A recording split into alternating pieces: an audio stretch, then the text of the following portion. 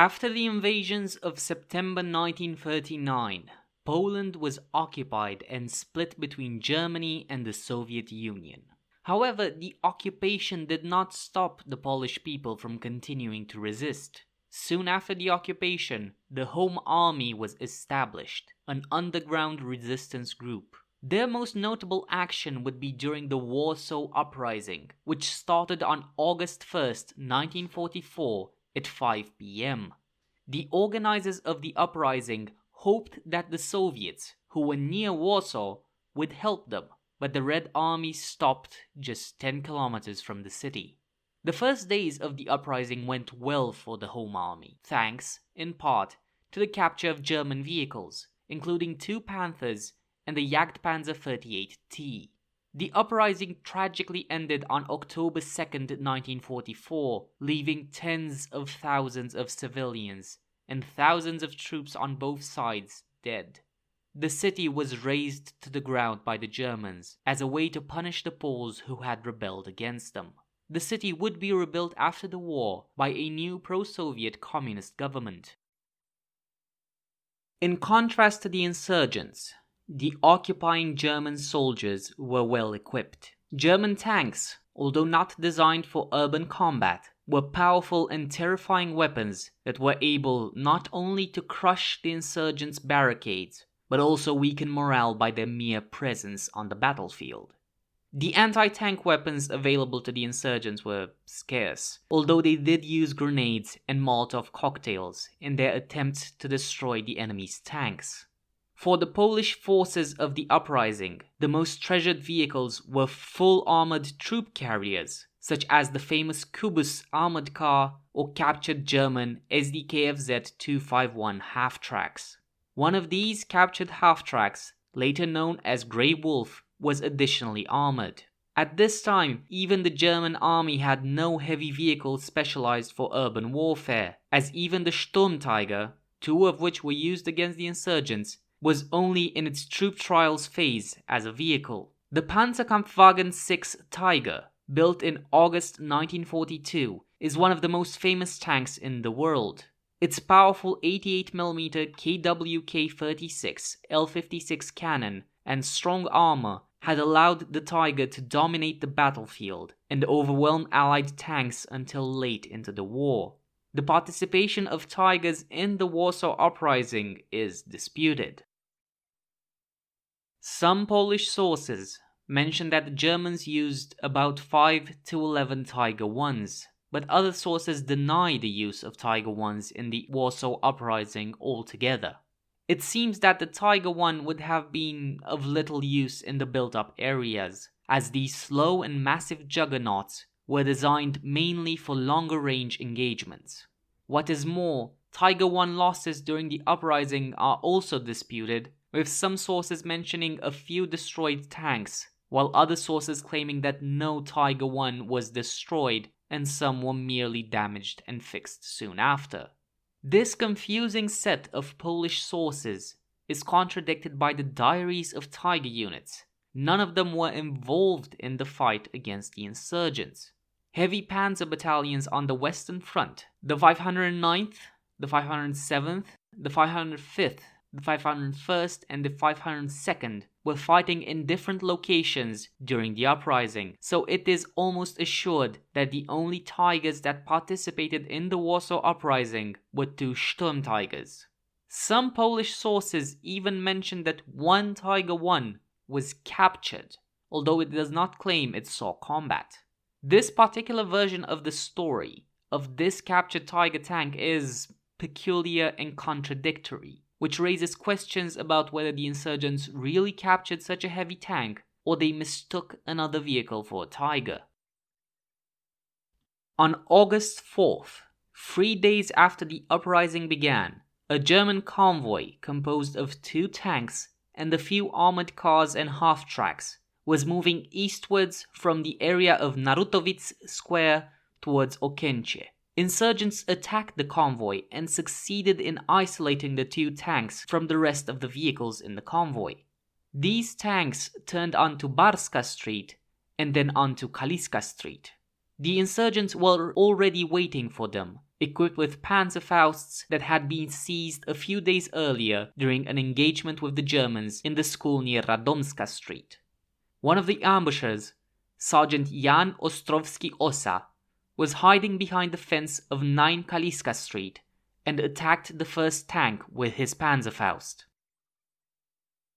The rocket missed its target and instead struck a telephone pole, or, according to other sources, a street lamp which fell on the advancing tank.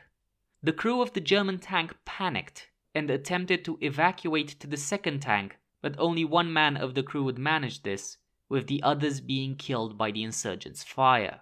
The second tank retreated to Narutovic Square, allegedly being damaged. This is the vehicle identified in the story as a Tiger, and it is this abandoned vehicle which was seized by the insurgents. In the captured tank, the insurgents found a few thousand rounds of 7.92mm ammo, 3 machine pistols, 25 grenades, and the number of shells claimed to be of 8.8cm caliber. As the tank itself was a rare and valuable prize, the insurgents planned to use it against the Germans. Lieutenant Jerzy Kolodziejski Nietzschuja started the Tiger and drove it into the safe area of Barska Street. The insurgents also chose the crew for the captured tank. The only one known is the senior firemaster, Stefan Gzapinski-Bo, who took up the position of gunner. The insurgents, excited by the capture of an intact tank, planned to use it to break out from Ochota to the Śródmiejskie district, where other units were fighting. They also planned to use it to recapture the Warsaw University of Technology, which had been captured by the Germans. However, their plans were shattered by the tomfoolery of one young man. Unfortunately, during dinner time, a young guard, who apparently was not even a fighting insurgent, just a Polish scout, climbed into the tank and started it in an attempt to drive the vehicle.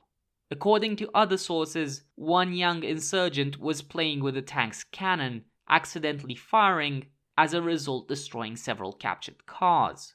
During this short ride, the unlucky driver damaged the tank's controls, which disabled the whole vehicle. As a result, the tank was abandoned after dismounting all the machine guns and ammunition.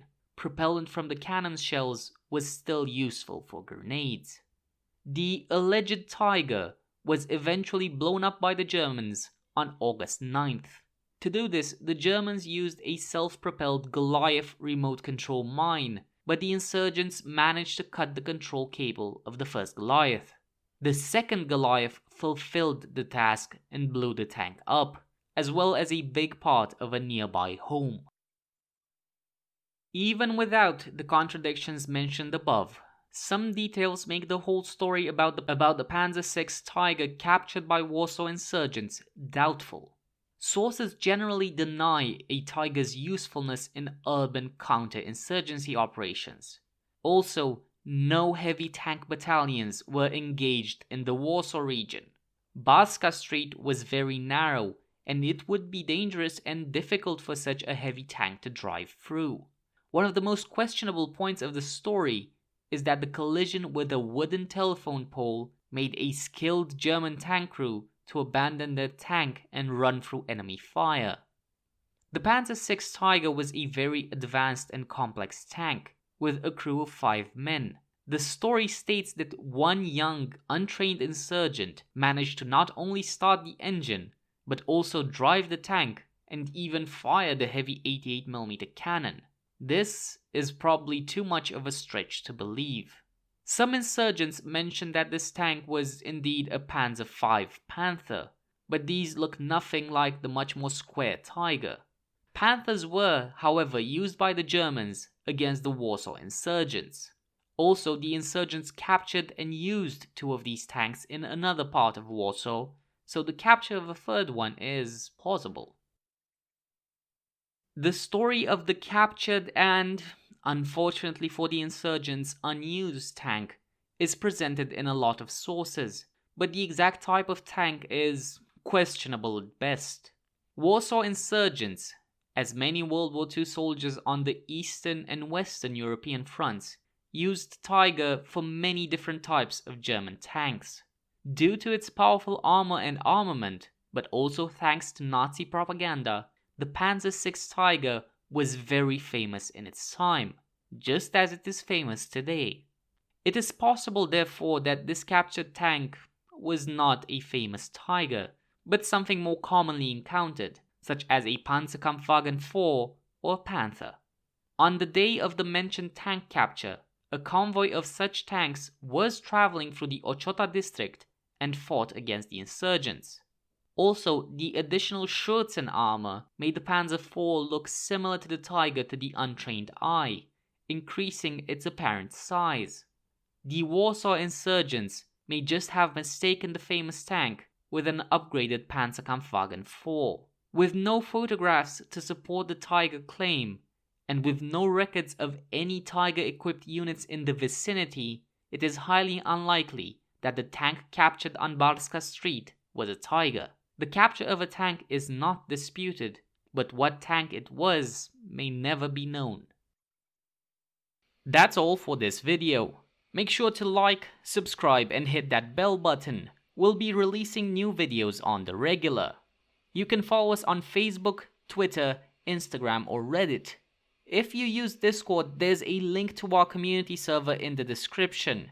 And if you would like to help us continue to develop and expand, please consider donating on Patreon or PayPal. All of the funds will be used to help us enhance and design new articles and features for you. Until next time, keep us in your sights.